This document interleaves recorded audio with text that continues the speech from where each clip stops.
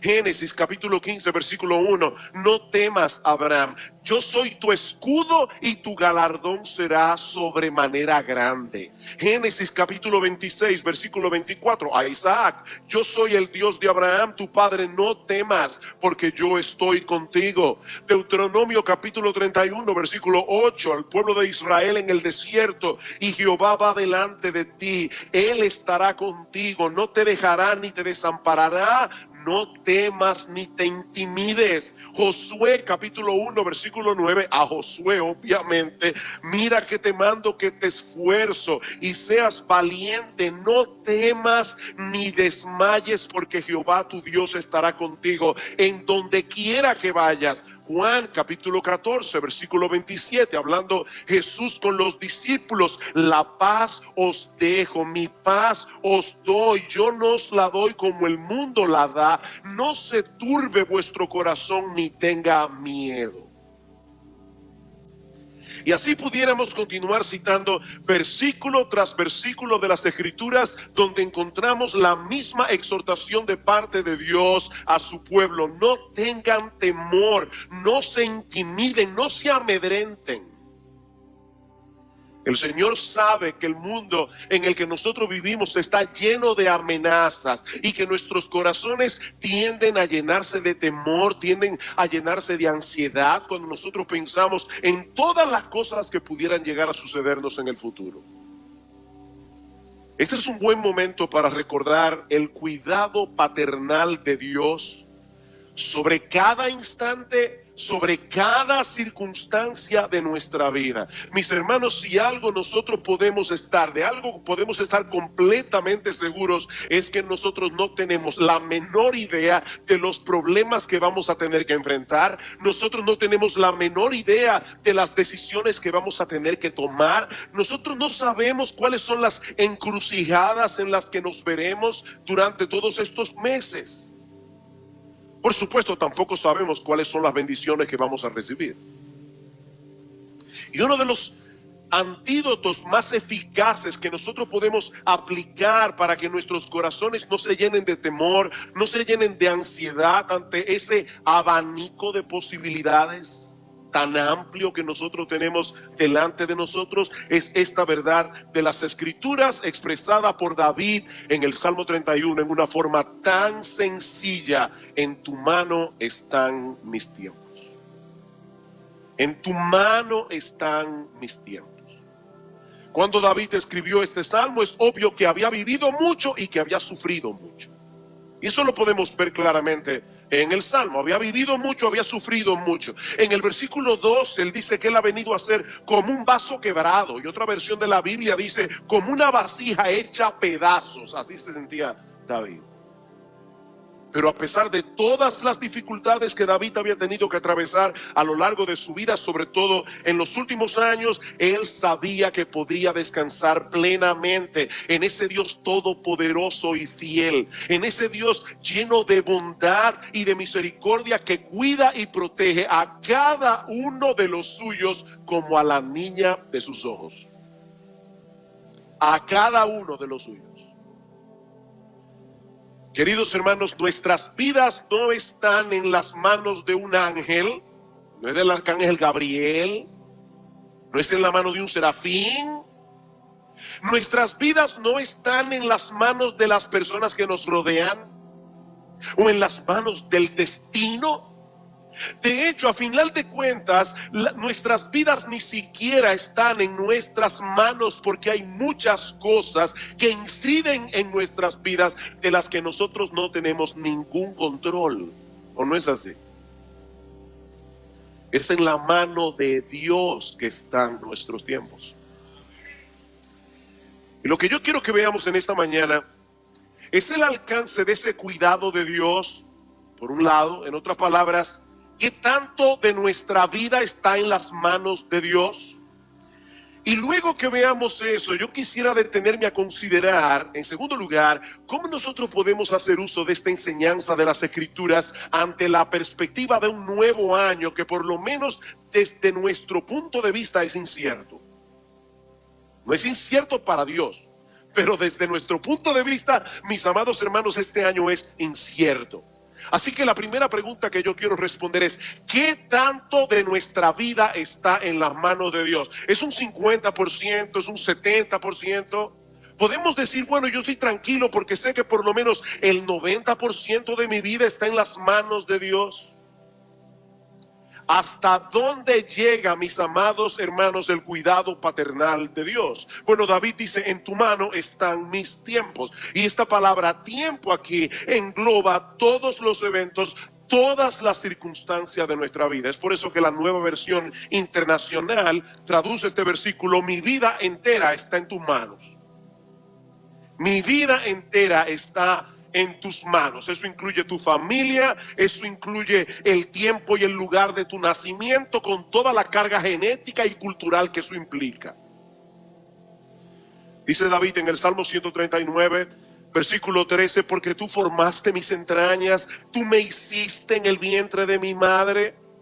Y luego en el versículo 16 añade: mi embrión vieron tus ojos, y en tu libro estaban escritas todas aquellas cosas que fueron luego formadas, sin faltar una de ellas.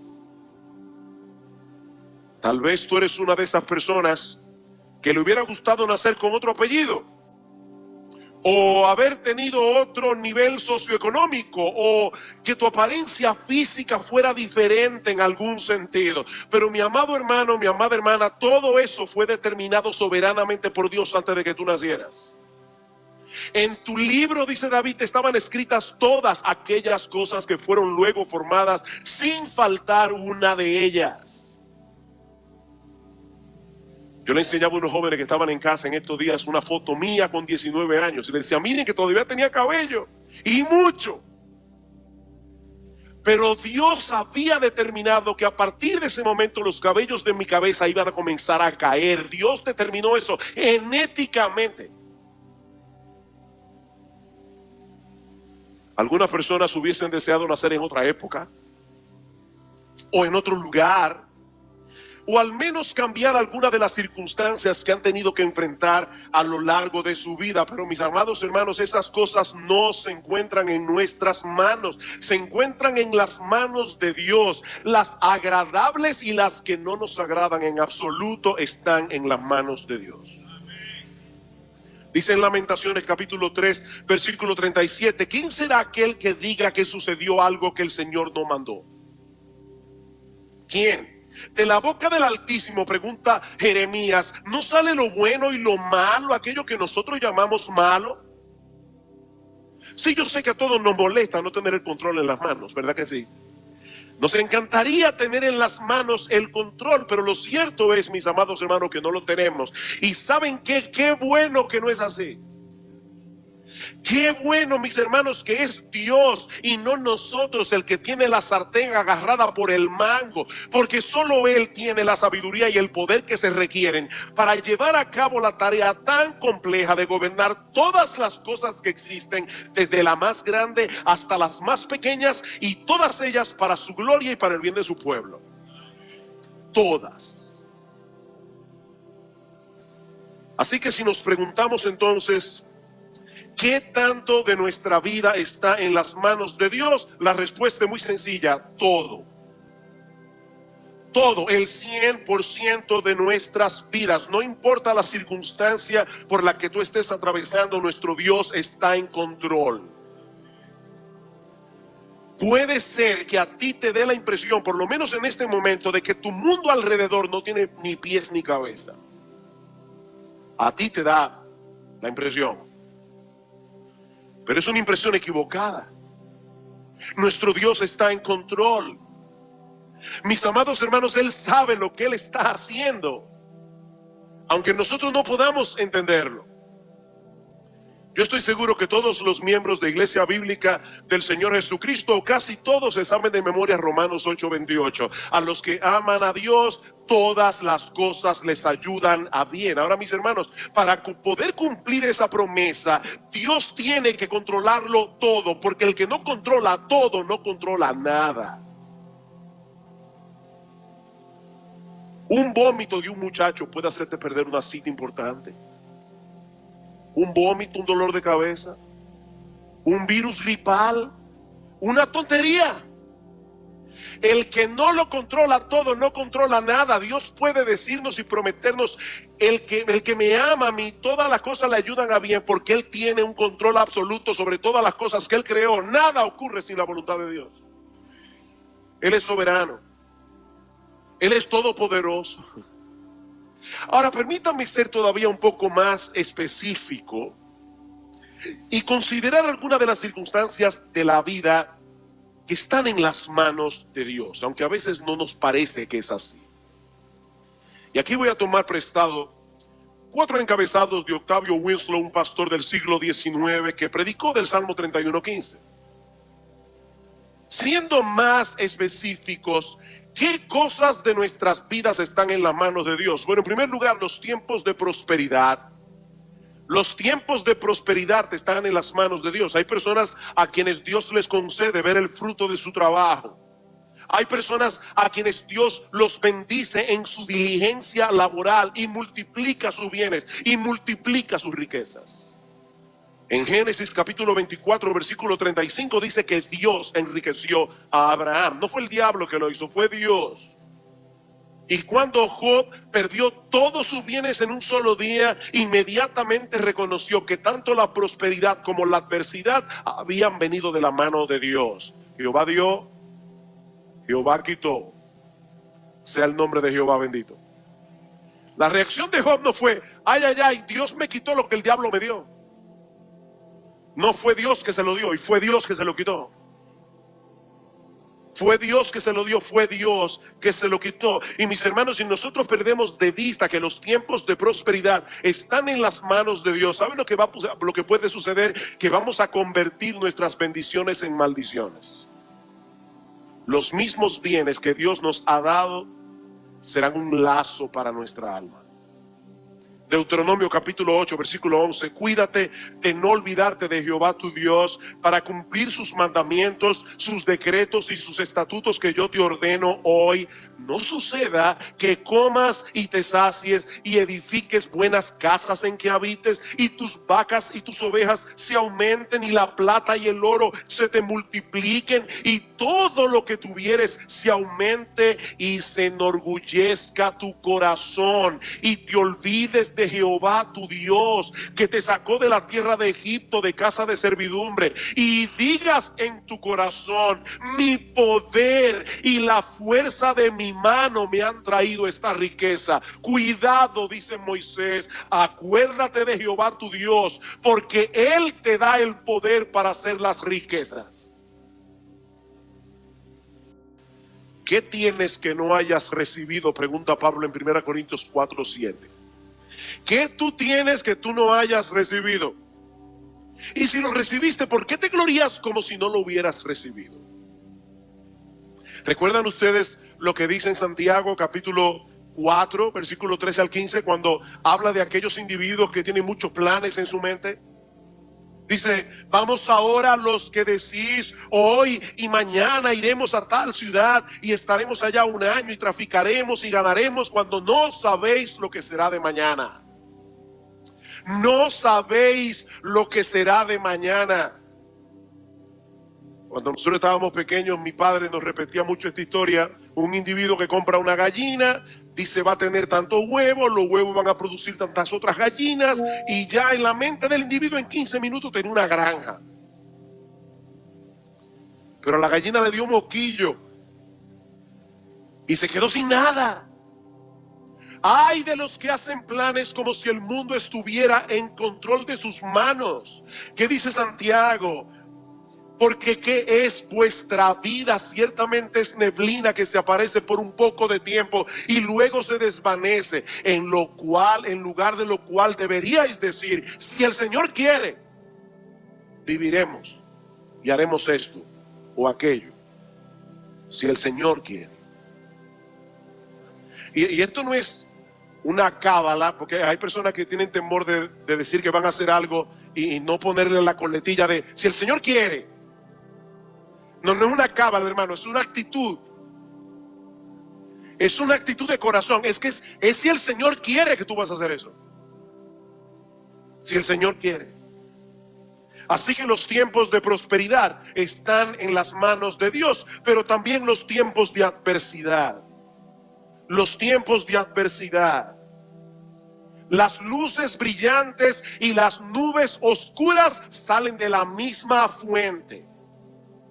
Y lo sorprendente es lo rápido que nosotros podemos pasar de un estado al otro. Hoy estamos llenos de alegría, llenos de bendiciones.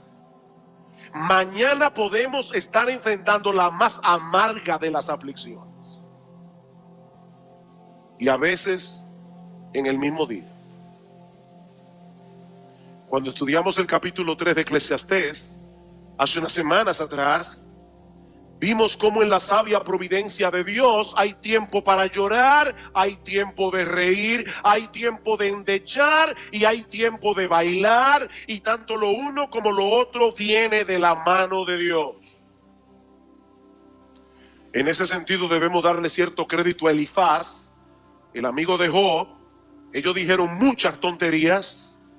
A través del libro de Job hay muchas cosas allí que nosotros tenemos que tener cuidado al citarlas, porque no todo lo que se dice en el libro de Job es verdad. O sea, el autor del libro de Job escribió de manera inspirada lo que los amigos de Job dijeron. Es verdad que ellos dijeron eso, pero no siempre es verdad lo que dijeron. Ahora, en Job capítulo 5 versículo 6, Elifaz dice que la aflicción no sale del polvo ni la molestia brota de la tierra. ¿Y eso qué significa? O que la aflicción y la molestia no salen de la nada. No salen de la nada, por supuesto. Él estaba implicando erróneamente que los sufrimientos de Job eran una prueba inequívoca de que Job había pecado. Job, tú debes examinar tu vida. Algo malo hiciste tú. Porque en la mentalidad de los amigos de Job, cada cosa mala que viene a nuestra vida es producto de algún pecado. Y eso no es lo que la Biblia enseña. Ahora, hay algo en lo que Elifaz tenía razón. La aflicción y la molestia no surgen de la nada. Ambas fueron decretadas por Dios. Aunque es muy probable que lleguen a nuestras vidas a través de agentes humanos, y por eso a veces nosotros no miramos a Dios, miramos a la gente humana que nos ha causado el problema. Pero al final de cuentas, mis amados hermanos, esos agentes humanos a través de los cuales llegan los problemas a nuestras vidas, esos agentes humanos son responsables de sus acciones, pero ellos no pueden hacer absolutamente nada fuera del decreto divino. Mis hermanos, ¿qué pudo ser más injusto y más pecaminoso que el hecho de haber condenado a Jesús a morir crucificado? En toda la historia humana nunca ha habido ni lo habrá un veredicto más absurdo que el de Pilato en aquel día. ¿Cuál fue el veredicto de Pilato? Jesús es inocente pero debe morir. Y vamos a soltar en cambio a Barrabás. Pero ¿qué dice en Hechos capítulo 4 versículo 27? Porque verdaderamente se unieron en esta ciudad contra tu santo Hijo Jesús, a quien ungiste Herodes y Poncio Pilato con los gentiles y el pueblo de Israel, para hacer cuanto tu mano y tu consejo habían antes determinado que sucediera. Pregunta, mis hermanos, ¿fueron Herodes, Pilato, los líderes religiosos del pueblo de Israel, fueron responsables por su pecado? ¿Pagarán ellos delante de Dios por su pecado? Sí, pero su actuación no tomó a Dios desprevenido. Más aún, Dios había decretado dejarlos seguir el curso de su maldad, porque siguiendo el curso de su maldad, estas personas iban a llevar a cabo el plan redentor de Dios. ¿Quién entiende eso? Por eso es que Pablo En Romanos capítulo 11, versículo 32, luego de haber explicado todo lo que es el Evangelio y todos los elementos conectados con el Evangelio, ¿cómo termina Pablo ese capítulo 11 de Romanos? Oh, profundidad de las riquezas de la sabiduría y de la ciencia de Dios. Cuán insondables son sus juicios e inescrutables sus caminos, porque ¿quién entendió la mente del Señor? ¿Quién? ¿Tuvo Dios algún consejero celestial? ¿O quién le dio a él primero para que le fuese recompensado? Pregunta Pablo. Nadie, porque de él y por él y para él son todas las cosas. A él sea gloria por los siglos. Amén. De que vamos a sufrir, vamos a sufrir.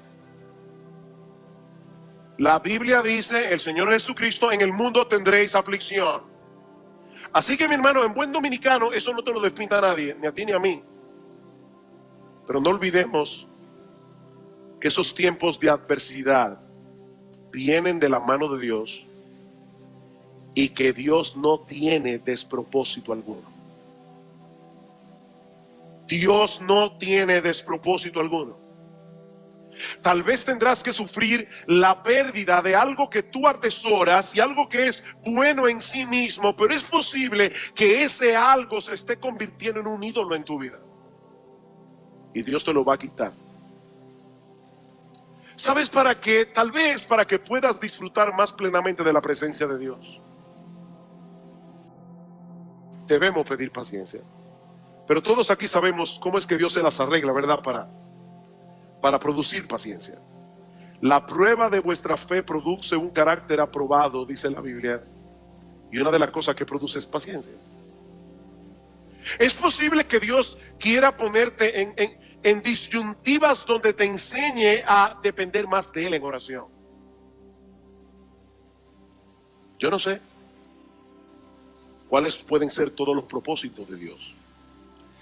Hablando de la aflicción que tuvieron que atravesar durante su ministerio en Asia, Pablo dice en 2 Corintios capítulo 1 versículo 9 que Dios los había colocado en una situación extremadamente angustiosa, a tal punto, dice Pablo, que perdimos toda esperanza de conservar la vida. ¿Y todo eso para qué? Para que no confiásemos en nosotros mismos, dice Pablo, sino en Dios que resucita a los muertos.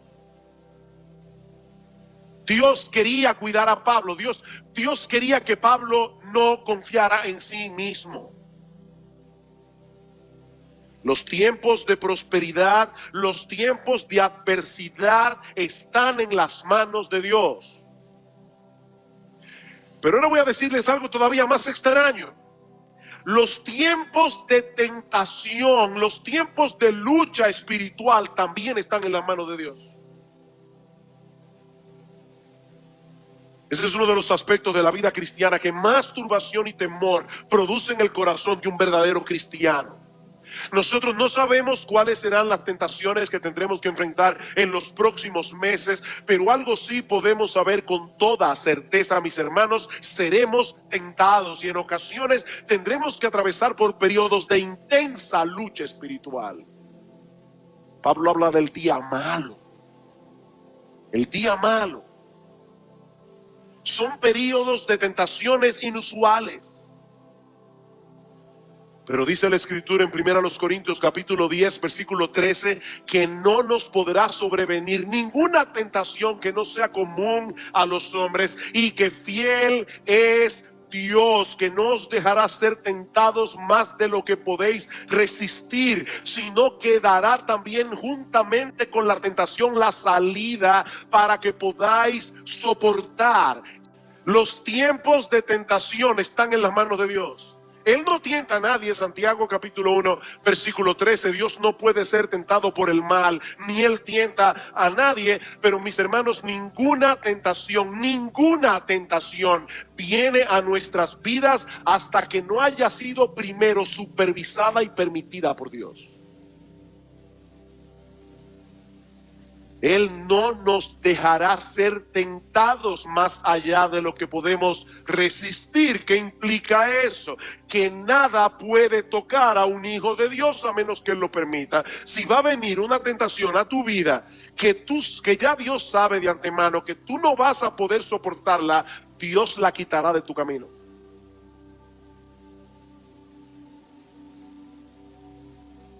Y lo increíble es que de una forma extraña, qué sabio es nuestro Dios, en una forma extraña Él usa esas mismas tentaciones para hacernos perseverar en la fe.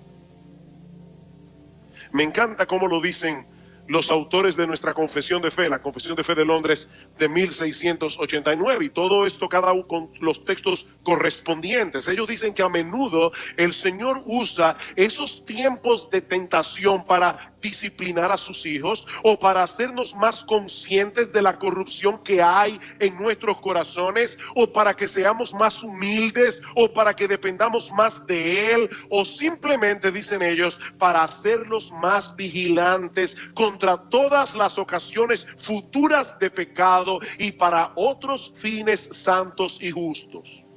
Por consiguiente, dicen los autores de la confesión, todo lo que ocurre a cualquiera de sus escogidos es por su designio, para su gloria y para el bien de ellos.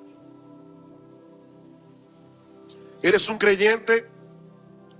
Tú estás sostenido por la mano de Dios. Mis ovejas oyen mi voz y yo las conozco y me siguen, y nadie las puede arrebatar de mi mano, dice Cristo. Nadie. Pero hay un aspecto más que debemos señalar en este punto. Y es que el tiempo de la muerte también está en la mano de Dios.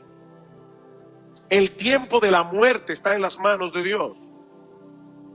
En Job 14:5 dice que los días de cada hombre están determinados y el número de sus meses está cerca de ti. Le pusiste límites de los cuales no pasará. Así que, mis hermanos, no tenemos nada que temer, porque aún el tiempo de nuestra muerte está en las manos de Dios, y porque las aflicciones del tiempo presente no son comparables con la gloria venidera que en nosotros ha de manifestarse, como dice Pablo en Romanos capítulo 8 versículo 18. Es incomparable la gloria que nos espera. Partir y estar con Cristo es muchísimo mejor. He ahí entonces la enseñanza esencial de este texto. Toda nuestra vida está en las manos de Dios. Él es soberano, Él es el Dios de toda gracia, Él es el Dios de toda bondad, Él es el Dios de toda sabiduría, Él es el Dios que se identificó plenamente con nosotros a través de la encarnación de su Hijo, nuestro Señor Jesucristo, y es en su mano que están nuestros tiempos. La pregunta que yo quiero responder ahora es, en los minutos que nos restan, ¿cómo podemos aplicar esta verdad en nuestra vida práctica? Porque una cosa es enseñar y creer en esa enseñanza bíblica de que todas las cosas están, ¿verdad?, bajo el cuidado de Dios. Pero es otra muy diferente vivir a la luz de esa verdad. Yo estoy seguro que todos aquí sabemos que para tener una buena calidad de vida hay que hacer ejercicio y comer bien. Todos sabemos eso. Pero yo no le voy a preguntar aquí cuántos de ustedes hacen ejercicio. No los voy a avergonzar. El hecho de que nosotros sepamos que hay que hacer ejercicio no nos lleva a hacer ejercicio. Y el hecho de que sepamos que debemos comer de una manera adecuada no nos lleva a tener una dieta balanceada. Así que se puede saber una verdad y no necesariamente vivir conforme a ella. Y lo mismo puede suceder con esta doctrina del cuidado paternal de Dios, de la soberanía de Dios. De nada sirve saber que nuestras vidas están en las manos de Dios si no aplicamos esta enseñanza a las diferentes situaciones que tendremos que enfrentar en los meses venideros. ¿En qué nos ayuda saber que en las manos de Dios están nuestros tiempos? Bueno, en primer lugar, esta enseñanza nos acerca a Dios al recordar que Él es un Dios cercano. Esta enseñanza nos acerca a Dios al recordar que Él es un Dios cercano. Mis amados hermanos, nuestro Padre Celestial no cuida de nuestra vida a control remoto. Esta es una época que todo se maneja a control remoto. Bueno, Dios no lleva adelante su providencia, Dios no cuida, Dios no protege a sus hijos al control remoto. Es en su mano que están nuestros tiempos. ¿Lo quieren más cerca? En su mano. Y ese es un aspecto que fácilmente podemos perder de vista, sobre todo en una época como esta en la que nos ha tocado vivir. En los días de David, cuando escribió este salmo, las personas dependían directamente del campo. Ellos sabían que una sequía podía llevarnos a pasar hambre. Ellos sabían que una temporada de mucha lluvia podía dañar los sembrados, podía ser una verdadera calamidad. Y por lo tanto, era más fácil para un judío piadoso ver la mano de Dios en todas aquellas cosas de las cuales dependía el sostén de su vida. Pero ¿qué pasa hoy? Nosotros vamos al supermercado, compramos una serie de productos que han llegado hasta allí a través de una cadena de intermediarios y fácilmente podemos perder de vista que si Dios decidiera cerrar su mano, si Dios decidiera por un instante dejar de proveernos, mis amados hermanos, no tendríamos nada que comer.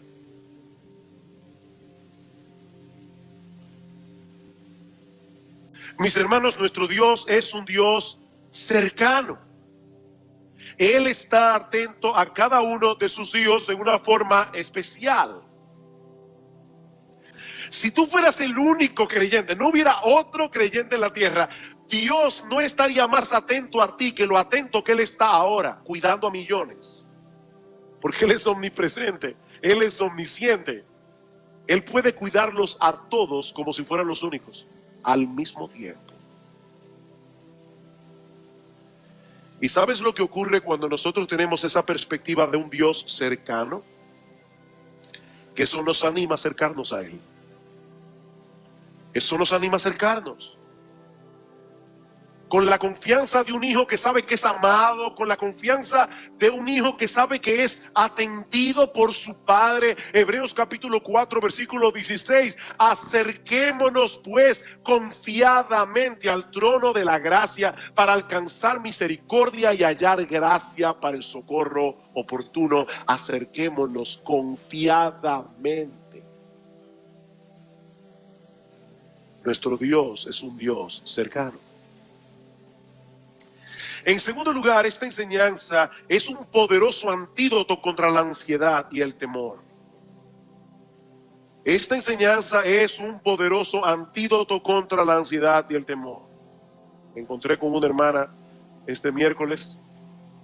Yo creo que a ella no le va a molestar que yo diga esto, además que ustedes no saben quién es. Que me decía, mi hermano perdió el trabajo, yo perdí el trabajo. Pero en las manos de Dios están nuestros tiempos. No en las manos del destino, de un destino ciego y antojadizo. Hablando del cuidado paternal de Dios sobre los suyos, dice el Señor Jesucristo en Mateo 10:29, ¿no se venden 2 pajarillos por un cuarto? Con todo, ni uno de ellos cae a tierra sin vuestro Padre. En el tiempo del Señor, los gorriones se vendían al equivalente de 2 por 1 centavo. Eso es lo que significa el texto. 2 pajarillos, 2 gorriones por un cuarto. Un cuarto era una 12ª parte de un denario, y un denario era lo que una persona ganaba al día en aquellos días.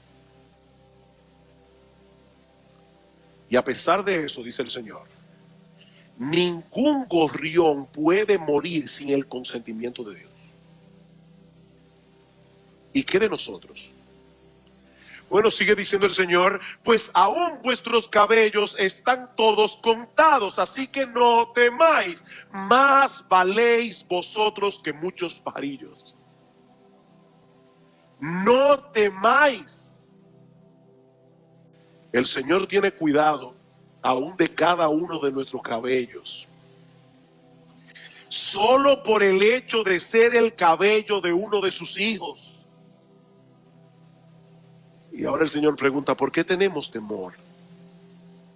Y me encanta cómo Cristo dice, no se venden 2 pajarillos por un cuarto y con todo ni uno de ellos cae a tierra sin ¿qué?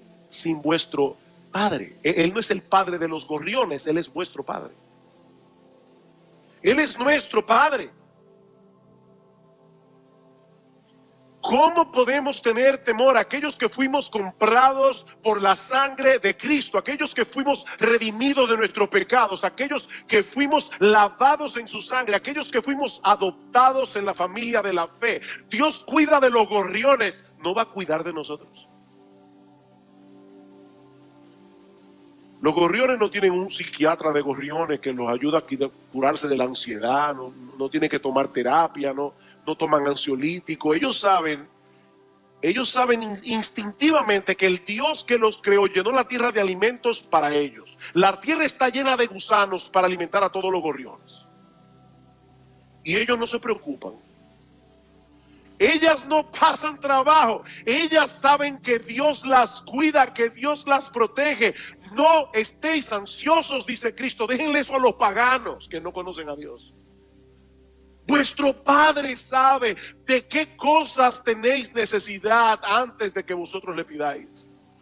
¿Por qué tenéis temor? En tercer lugar, esta enseñanza nos mueve a esforzarnos en el cumplimiento de nuestros deberes y responsabilidades. Esta enseñanza nos mueve a esforzarnos en el cumplimiento de nuestros deberes y responsabilidades. Algunos pudieran pensar que esta doctrina bíblica es un incentivo para el fatalismo, es un incentivo para la vida despreocupada. Si Dios está en control, entonces no importa lo que yo haga o deje de hacer, será lo que será. No, mis hermanos, porque el Dios que tiene el control de todas las cosas también decretó los medios a través de los cuales las cosas habrán de suceder. Y nosotros somos responsables.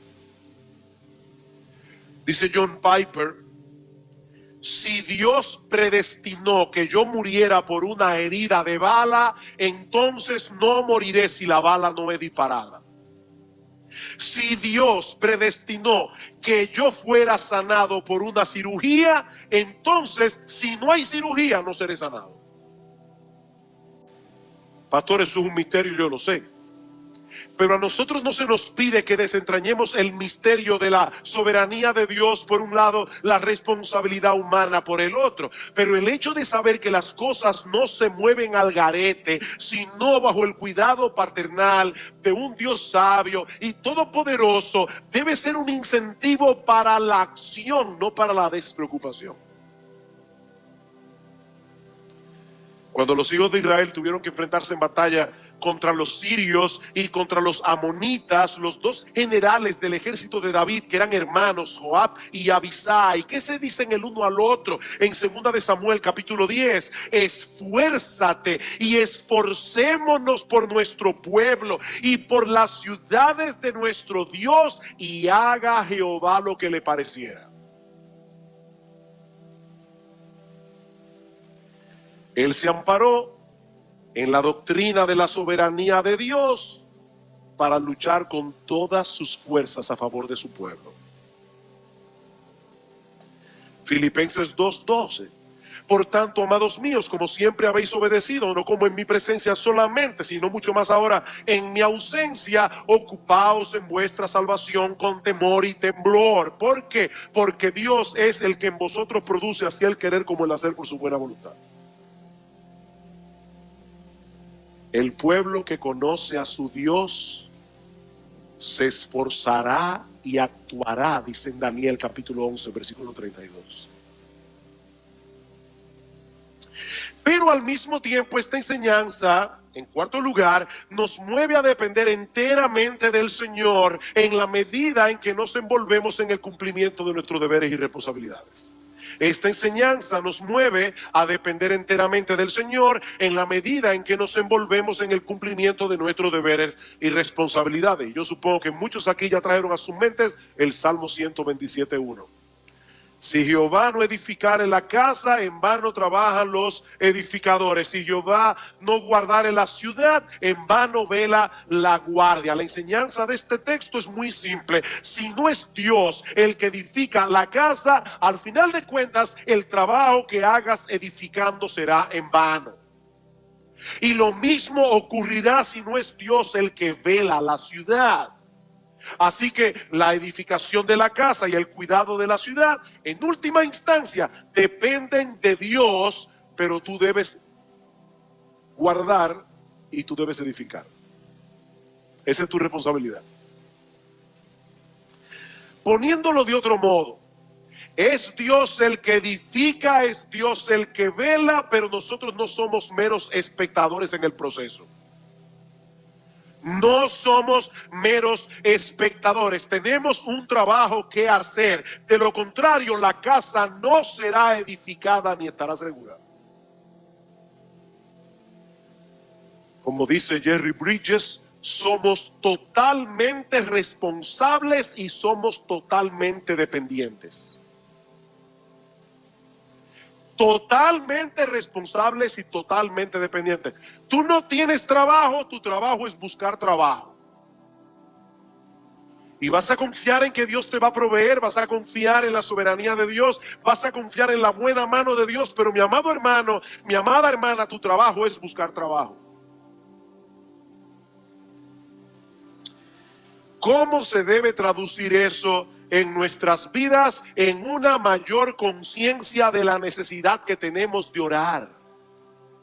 No confíen en sus pastores, mis amados hermanos, no confíen en sus pastores. Nosotros no tenemos nada de poder ni para edificar las almas ni para salvar a los inconversos. No podemos. Tenemos que orar sin cesar. Esta mañana, de manera providencial, me cayó en las manos este pensamiento de John Piper. Uno de los mayores usos de Twitter y de Facebook será demostrar en el último día que la falta de oración no fue por falta de tiempo. No es falta de conciencia de la necesidad que tenemos de Dios. Finalmente, esta enseñanza es un llamado a los pecadores a que se reconcilien con ese Dios en cuya mano está su vida. Esta enseñanza es un llamado de Dios a los pecadores a que se reconcilien con ese Dios en cuya mano está su vida. Mi amigo, todo lo que nosotros hemos visto hoy es de gran consuelo, pero solo para los creyentes. No nos confundamos. Solo para los creyentes. Solo para aquellos que reconocen su pecado. Solo para aquellos que saben que son merecedores del infierno y de la ira de Dios. Solo para aquellos que saben que son impotentes para salvarse a sí mismos. Solo para aquellos que han venido a Cristo en arrepentimiento y fe. Y ¿sabes qué, mi amigo? Tu vida está en las manos de Dios. Tu vida también está en las manos de Dios. En el sentido de que tú no escapas a su control soberano. Pero mi amigo, déjame decirte algo con toda la intencionalidad y toda la carga de mi corazón, con lo que yo puedo decir esto. Lo peor que puede pasarle a una persona es caer en las manos de ese Dios sin haber arreglado tus cuentas con Él. Eso es lo peor que puede pasarle a una persona. Dice en Hebreos capítulo 10, versículo 31, horrenda cosa es caer en las manos del Dios vivo. Horrenda cosa. Fíjense cómo en el Salmo 31:15 se habla de la mano de Dios para hablar del cuidado paternal de Dios. Aquí se está hablando de la mano de Dios para hablar de la ira y el juicio de Dios.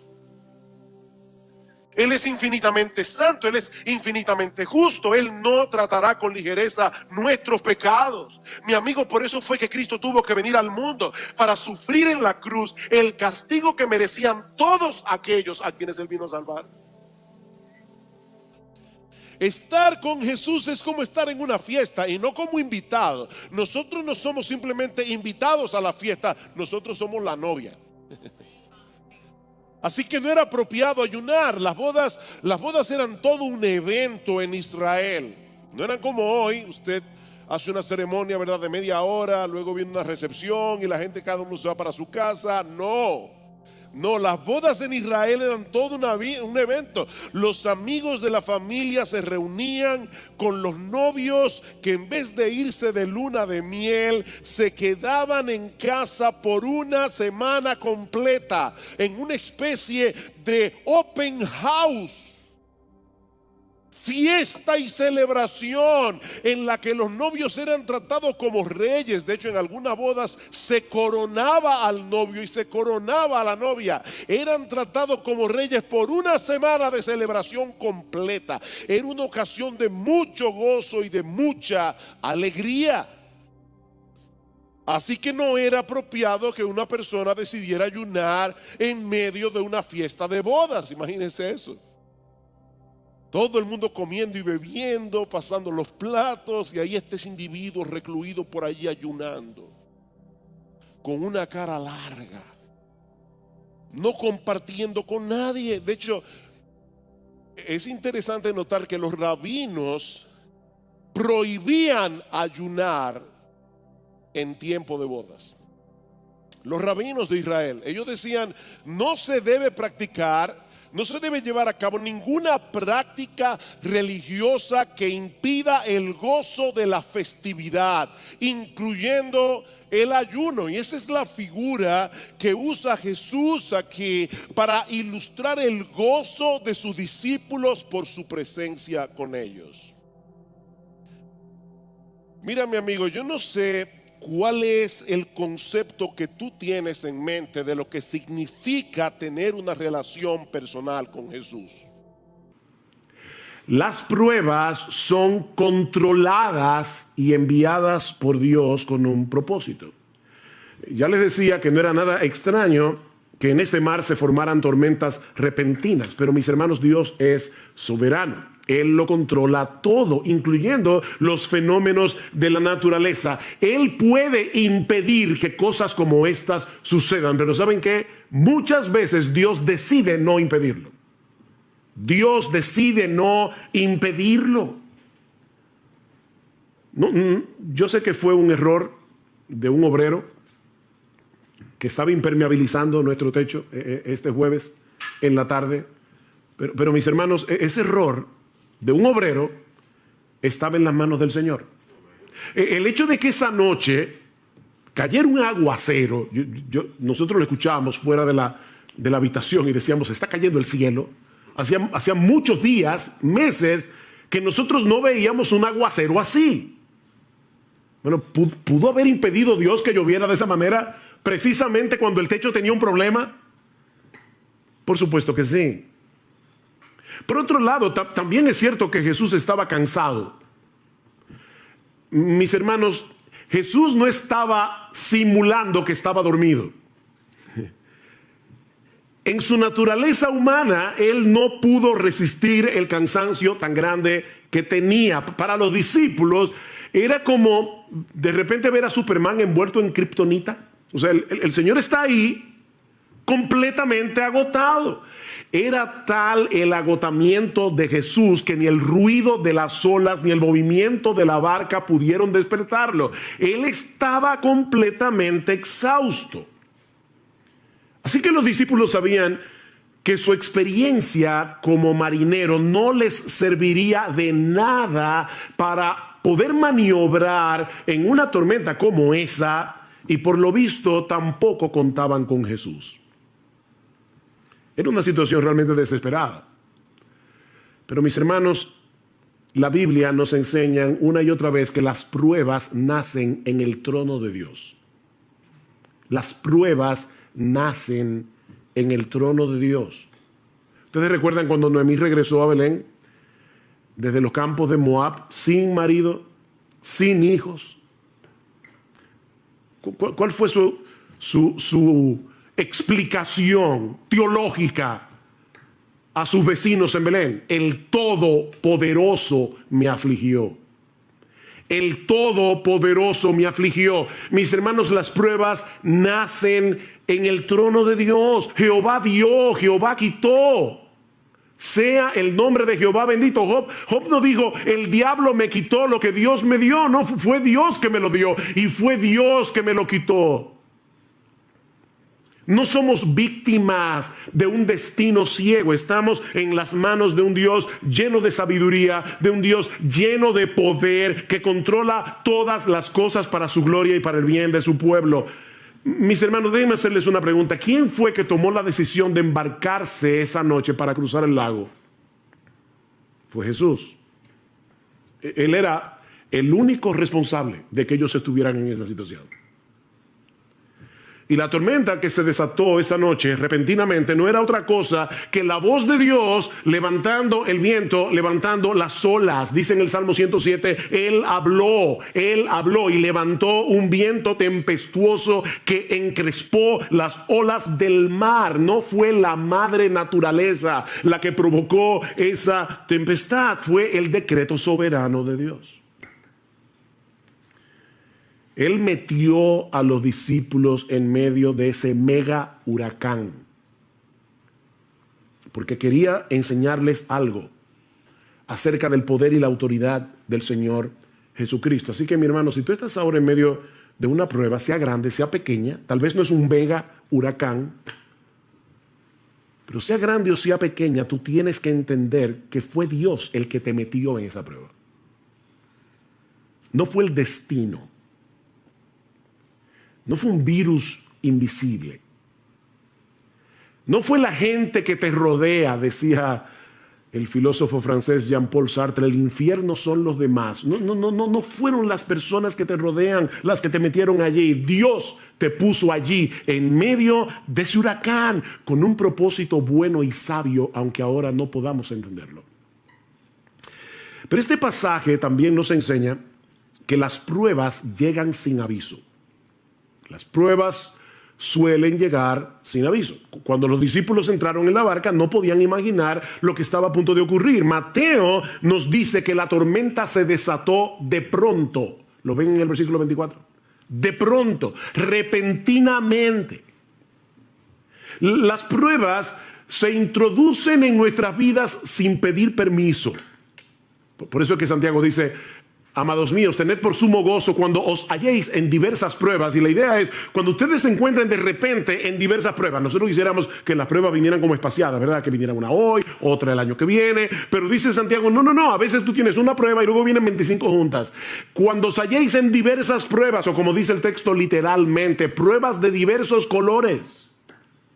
Y desde nuestro punto de vista, las pruebas siempre llegan en el momento más inoportuno.